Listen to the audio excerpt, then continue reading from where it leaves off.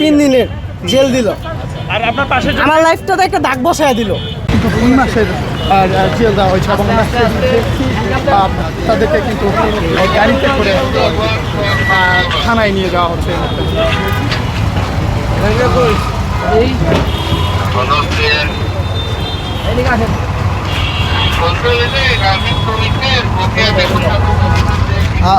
ভাইয়া একটু একটু একটু কথা বলি ভাইয়া, আপনাকে আসলে কি কারণে আসলে ভাই এমনি ছিলাম টেনশনে, আব্বু স্ট্রোক করছে, তো এই ফুড নিয়ে কথা বলতেছে। আমি গেছিলাম ম্যাজিস্ট্রেটের কাছে জানাতে যে মালিক মেন মালিক ওনার সম্পত্তি কথা বলাইতে। তো তখন কিছু সাংবাদিক আমার কাছে জিজ্ঞেস করতেছিল, আমি খেয়াল করি নে ওনার হাতে মাইক ছিল। আমি বলছি ভাই উনি আমাকে ধরে রাখছে, হাত ধরে রাখছে, টান দিতেছে। আমি বলছি ভাই টান দিলেন কেন? হ্যাঁ, এই এক কথা দুই কথা পাশের তারেক সাংবাদিক এসে বলতেছে আপনি কি সমস্যা হ্যান তেন, আমার আরো কথায় জড়াইয়া দিতেছে। আমি টেনশনে থাকতাম, বলছি ভাই প্লিজ কথা বলুন না, আমি আইসা পড়তেছি, আমার দোকান আছে, আমি বলছি।